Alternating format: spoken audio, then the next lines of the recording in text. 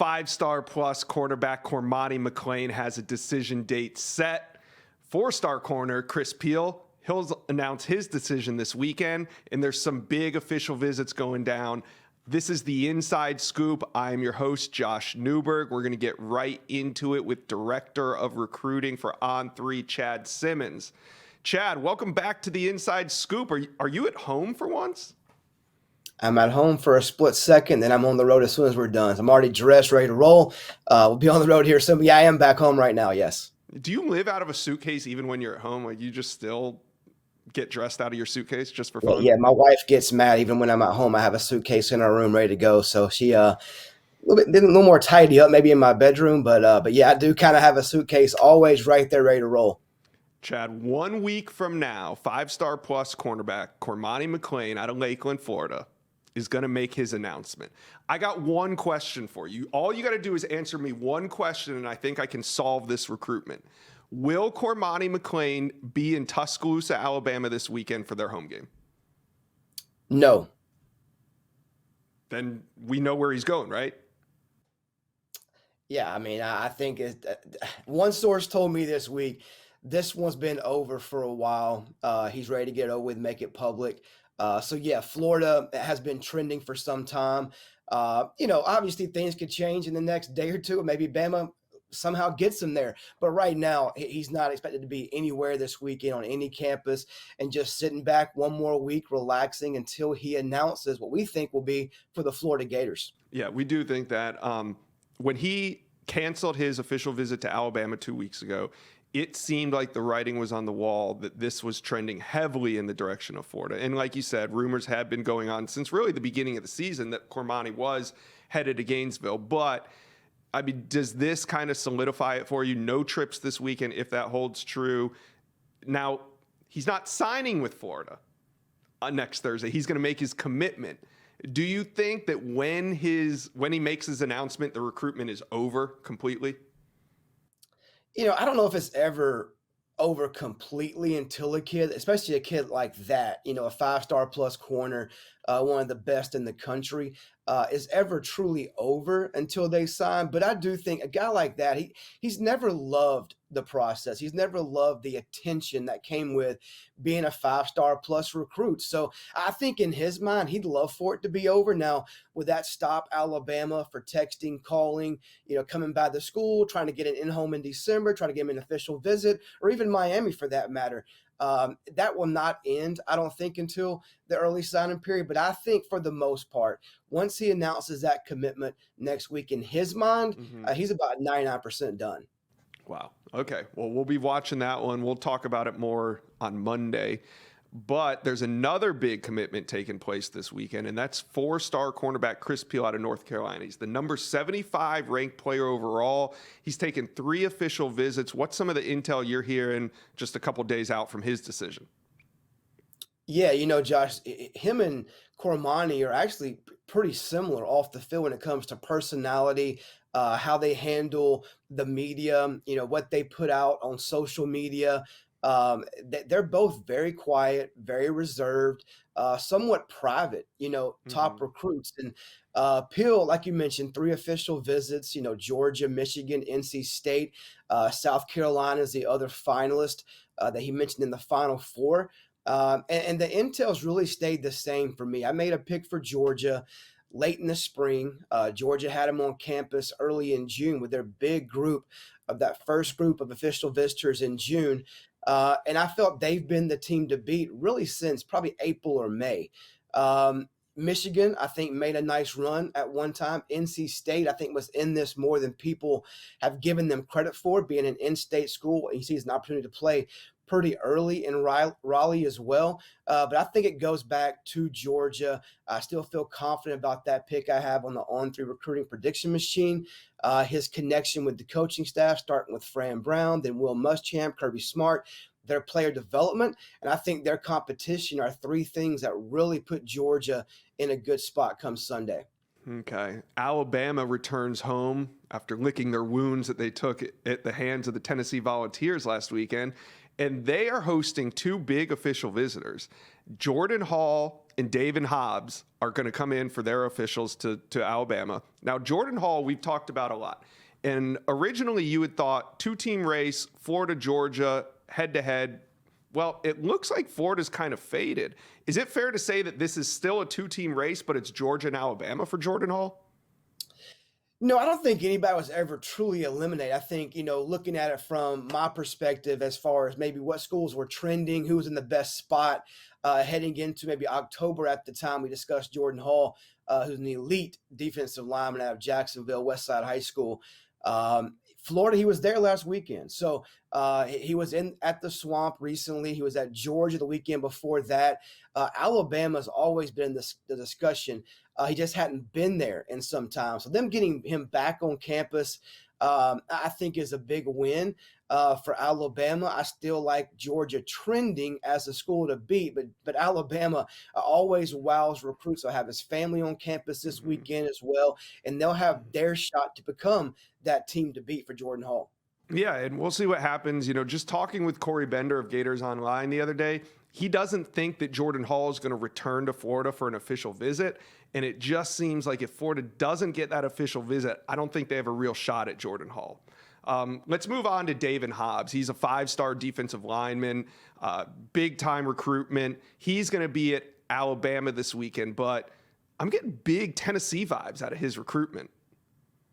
Yeah, you talk about a kid we've talked about a lot. It would be David Hobbs, Josh. I mean, consistently on the road, taking visits back at Tennessee last weekend to see the big win inside Neyland Stadium over Alabama. 2 weeks prior to that, visited Ohio State on a Saturday, Michigan on a Sunday. He was at Tennessee in September as well for his official visit when they beat Florida. So he's been a busy man, a young man that kind of exploded on the scene late, has become, a 5-star for us on 3, an elite athletic defensive lineman out of J. Robinson High School in Concord, North Carolina. He's going back to Alabama for the first time since 2 trips in the summer. He was there in June and then in July. And that's really in July when his recruitment kind of shifted away from Auburn and North Carolina. He was thinking about making a decision at that point. Things were pointing towards North Carolina. Now it's coming down to, it looks like Alabama, Tennessee, and Georgia. And there is some strong vibes about UT. Just the opportunity he sees there with their D linemen being an older group in that room. What they're doing obviously on the field this season says a lot. But Alabama is still Alabama. They did lose to Tennessee, but he understands what Alabama is, what the standard is there, the competition there, how kids go there and thrive in their scheme because of that competition, whether it be in practice or in games on Saturdays. He likes the coaching staff led by Freddie Roach. So there is some real buzz around Tennessee. Based on my intel, I think Tennessee and Bama are a little bit ahead of Georgia. He'll be at Georgia in November for an official visit. So this is a pretty big weekend for Alabama. He saw him play last weekend. They fell to Tennessee, but he still has high interest there. This will be their chance to make a big move in that 48-hour window this weekend. Yeah, we'll see what he's saying after that visit. Let's stay in Tuscaloosa. A big-time 2024 quarterback is coming into town, Julian Sayin.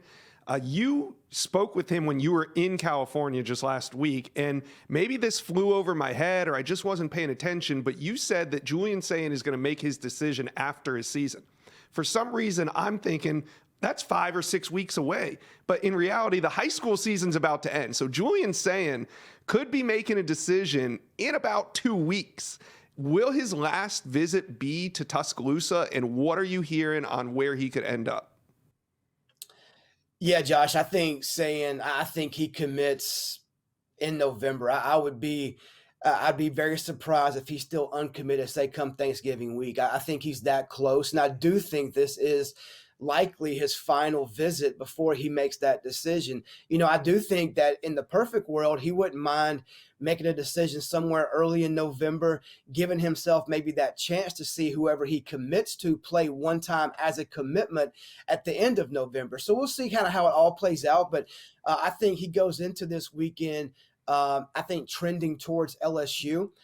He Hmm. was there for a game in September, had a great visit there, has gotten very close to that coaching staff. So if Bama wants to make a big move, significant move for a 2024 quarterback, this is the time. It has to happen. They've got to get him on campus in front of the right coaches, show him the right amount of attention, show him how he fits in that scheme. And, being a junior, he treated that LSU visit in September somewhat like an official visit. He met with the staff, the academic team. He toured the campus, saw the plan they would have if he went there offensively for him. So I think Alabama has to kind of mirror that and give him a good idea what he would be getting into if he committed to Alabama. But I think they have some ground to make up this weekend leading up to this trip.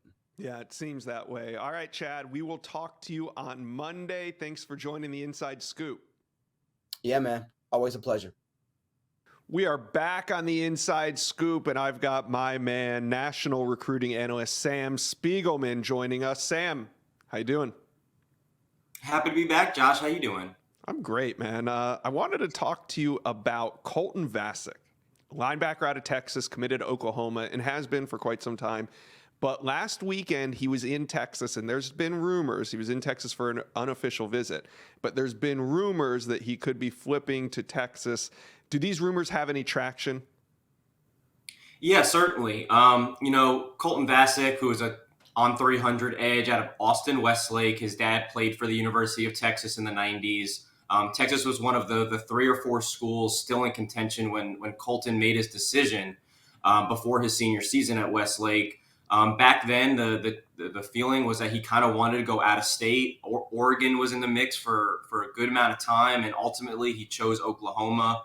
Brent Venables, Miguel Chavis, Todd Bates. It's a defensive line driven coaching staff over in Norman. Very faith driven. A lot of those Clemson tidbits that make it feel comfortable for the Vaseks.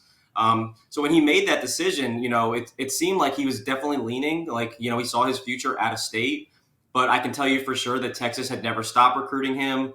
Oklahoma is obviously trying hard to hold on, and he recently visited Texas, which opens the door that a decision is not exactly finalized at this stage. Yeah, no, he's definitely looking around. In an interview with On3 that he did yesterday, Vasek was asked about the potential of flipping and reopening his recruitment, and he said, quote, "I'm focused on winning Friday night." Doesn't sound great for his commitment to Oklahoma when that was his response. It sounds like a head coach in a press conference asking if he's going to entertain another job. And he says, "I'm focused on this team and this week." And we all know what that means. So that being said, what's a timetable for Vasek to flip if he's going to? Yeah, I'm just here so I don't get fined. Vasek he's a leader on this team. They're looking, I think, to four-peat as Texas state champion. So I honestly take him at his word that he is worried about Friday night. I know that he's also worried about a playoff run and eventually getting back to Jerry's world for a 4th straight state championship. At the same time, he's visited Austin. He spent time with Coach Kowalski, Coach Sarkisian, Coach Davis. Oklahoma is going to continue to recruit him. Texas is going to continue to recruit him. I think he's going to end up back on campus because it's easy to get to. Even if you're competing for state championships and playing tough games on Friday nights, that open Saturday morning to make a short trip to Austin. I think that Texas is in a good spot. I don't think any decisions are made just yet, but last year Texas was able to flip Ethan Burke from the same high school late. He had committed to Michigan around this time in the season. I think for now Vasek is focused on his season, but when that ends, he's going to have a tough decision to make, and I expect Texas to be sitting there waiting. Do you think Oklahoma is in this position due to their on-field results this season, or do you think it's more Vasek is just interested in playing closer to home? No, I think it does have something to do with on-the-field play. I think that, when you come from a program like Austin Westlake, they are very used to winning and playing in big games that are meaningful, and Oklahoma certainly has that. But you can see that their D-line recruiting has tailed off. They've missed on their last 2 targets, like Jordan Renaud and DJ Hicks. The class, was supposed to feature guys like Colton Vasek and PJ Adewale, but certainly that class has not reached what they had expected it to be.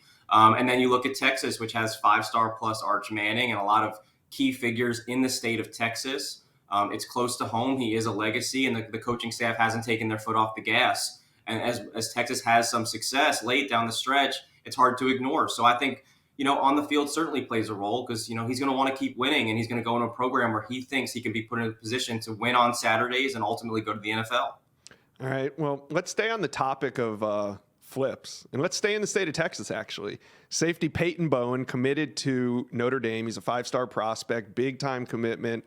There's been a lot of talk about him, and he is potentially reopening his recruitment. Where do things stand, and what exactly is going on with Bowen in Notre Dame right now? Yeah, this is one of the more interesting recruitments. Peyton made this decision. The 5-star safety from Denton Guyer, who's playing tonight against Powerhouse Allen, he made this decision in January. So we are now almost 11 months removed from that original commitment to Marcus Freeman when he had first gotten the Notre Dame job, and was recruiting some of the best players in the country, especially on the defensive side of the ball. With that being said, schools like Texas A&M and Oklahoma have not taken their foot off the gas. Both schools have had multiple opportunities to get Peyton Bowen, his mom, his dad, his little brother on campus for visits. Sort of like we spoke about with Colton Vasek, Denton Guyer expects to be playing in AT&T Stadium in December. So I think that he can maintain his commitment and take these visits, and he's not going to rush to reopen his recruitment or flip or anything. But that decision is certainly weighing on him. Before the season, I had heard that he was going to reopen things. That obviously never transpired. But that leaves me thinking that a decision is not yet finalized, and it probably will be made after Guyer finishes their season. Do you think Notre Dame made a mistake here? Of course, nobody expected Marcus Freeman's first year to get off to the start that it did, but Notre Dame used their official visit on Peyton Bowen over the summer. Now, being an out-of-state prospect, it's not exactly easy to get from Texas to Indiana. Do you think that Notre Dame needed that official visit in the fall to maybe solidify his recruitment, and now that they don't have it, it's going to cause chaos?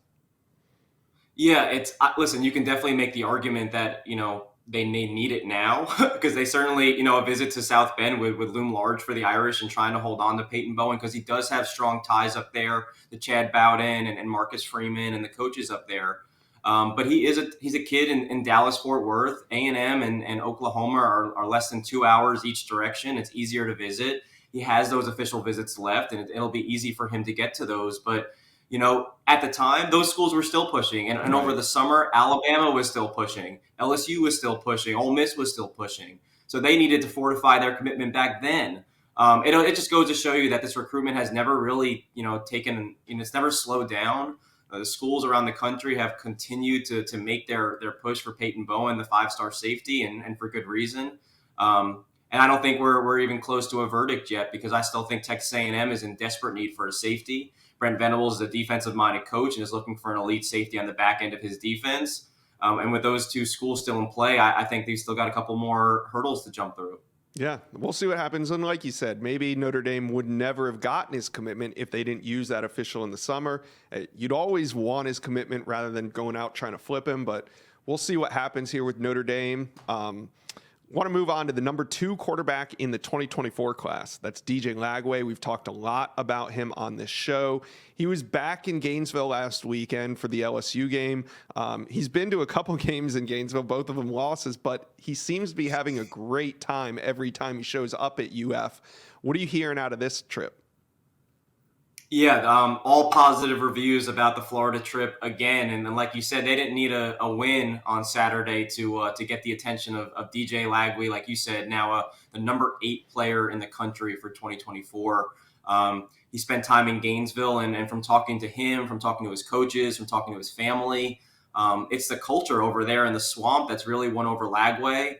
The way that the coaches, the fans, the sorority houses, the fraternity houses have pled for his commitment. You see Anthony Richardson out there. DJ Lagway sees a lot of himself in a big, athletic, big-armed quarterback in Richardson, and I think he likes the progress that Florida has shown. It's not like they're getting blown out in these losses. They're extremely competitive, especially against LSU last week. But Billy Napier, Ryan O'Hara, Joe Hamilton, who's a Houston guy, have all loomed really large here, and I think Florida has really started to separate itself with a few others in kind of leading the charge for DJ Lagway. So DJ did come out with the top 10 a couple weeks ago, But like you said, you feel that a couple teams are starting to pull away. UF has to be one of those teams. Who else is kind of leading the way with DJ Lagway? Yeah, in addition to the Gators, I really like what Clemson is doing with Lagway, and he's going to visit Death Valley this weekend. This is his first visit since the spring. But Dabo Sweeney has taken a personal role in recruiting DJ. They're both faith-driven people that have connected on that spiritual level, and people close to Lagway have really pointed that out, that there's a great interest there. And what Dabo Sweeney has done with all of these quarterbacks, from Trevor Lawrence to DJ Uwawegwe and now Cade Klubnik, another Texas guy, it's his track record has caught Lagway's attention in a big way. I think this visit ultimately looms really large as schools do begin to separate themselves. We know that Florida is going to be there when he makes his decision, and there's a good chance that Clemson is probably their biggest competition. Okay, the QB dominoes are falling. Dylan Raiola, the number one quarterback in the 2024 class, already committed to Ohio State. And now Julian Sayin, a 4-star out of California, top 5 quarterback in the country, he's about to make his decision in 2 or 3 weeks. So what does this mean for DJ Lagway in his timetable? Yeah, after a couple of these visits, I think he's up to 7 or 8 on the season after we count Clemson this coming weekend. He's actually upped his timeline. He was originally eyeing an April decision. He wanted to build the class around him and take all of his spring official visits. Now we're looking at a decision close to January, maybe even December, depending on how this goes. He's going to Clemson this weekend, and USC and Alabama are still on his wish list. I expect him there for games in the next month or so. Then he's going to start to return to a handful of schools. You can already kind of count that Florida might get a 3rd visit here this fall, maybe Clemson back. Why not, right? It's an easy trip to Gainesville. And they're making him a top priority, not only in 2024, but overall in their future blueprint.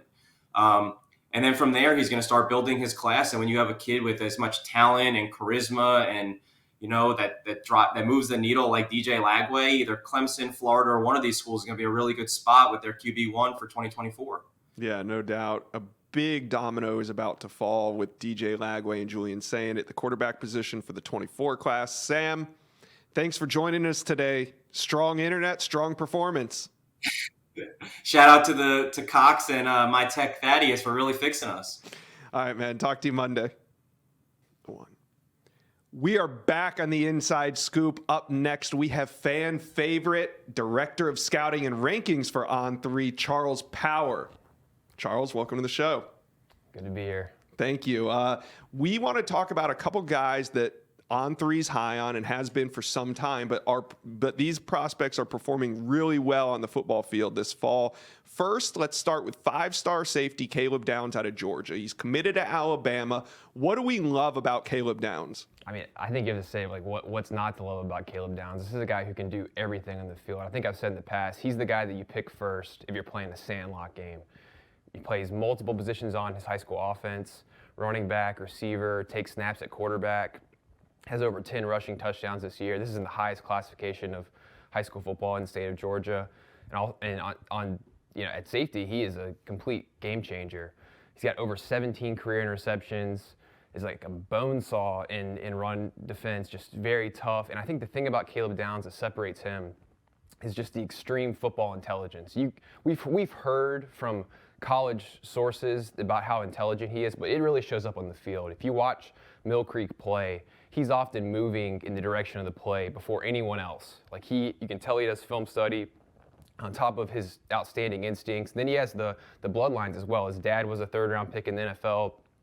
Uncle Dre Bly, who's the DB's coach at UNC, played in the NFL. Brother Josh Downs is, I think, probably going to be a second-day type pick as a receiver out of UNC. So there's no boxes that he doesn't check. I think back to a defensive back that I covered at Alabama, who was going to Alabama, Minka Fitzpatrick, a guy who was just all business, came in ready to play. That's kind of how I view Caleb Downs. He could play multiple positions in Alabama's secondary, could play safety, that nickel star position, or he could even play corner if he needed to. Just has basically everything you want from a safety prospect.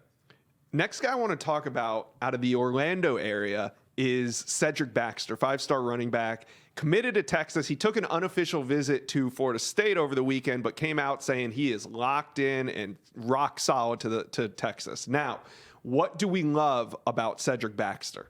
Josh, we've had Cedric Baxter as our number 1 running back at On3 really since this time last year.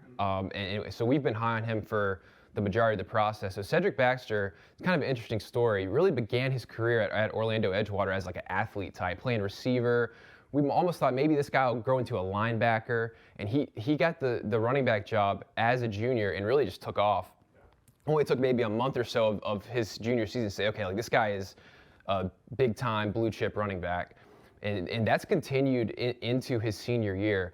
He got off to a torrid start to his senior year. I think he has over 1,200 yards, over 9 yards a carry, 11 touchdowns in 7 games. He's missed, like, I think the last 2 games with a minor hamstring injury, but he has really led Orlando Edgewater to a great season so far. When you watch them play, he is the driver of this team. He's almost like a quarterback in there. Like he's like Caleb Downs, very intelligent player. He's almost like putting everybody in place. You see at the end of half, he's like diving out of bounds. So he has a lot of the kind of intangibles you like, but in terms of just the running back skills and what made him the number 1 running back for us, 6'1", 215. He has very good feet for a bigger back, and I think that overall athleticism of that multi-positional player that he was earlier in his career, you can see that at running back. He's a very good pass catcher, runs to the outside, and he pulls away from DBs when he gets in the open field. I'm sure you probably can see that from some of the video, but it hits the home run for a bigger back. So just really well-rounded. I think if you look at the running back position now, the NFL, which is generally kind of what we based our rankings off of, they're kind of geared towards an NFL draft projection ultimately. They like complete backs. And Cedric Baxter can really kind of do everything. And you think about how he would fit in Texas's offense. Think about what Steve Sarkisian, how he used Najee Harris his last year at Alabama, like as a bigger back who can catch the ball to the backfield and can do a little bit of everything. That's kind of how I view Cedric Baxter at the next level. All right. Well, Cedric Baxter can do it all, and so can Charles Power. Thanks for joining us on the Inside Scoop. Thank you for watching. Make sure you smash that subscribe button for me, and remember to check out all the videos on the On3 YouTube page.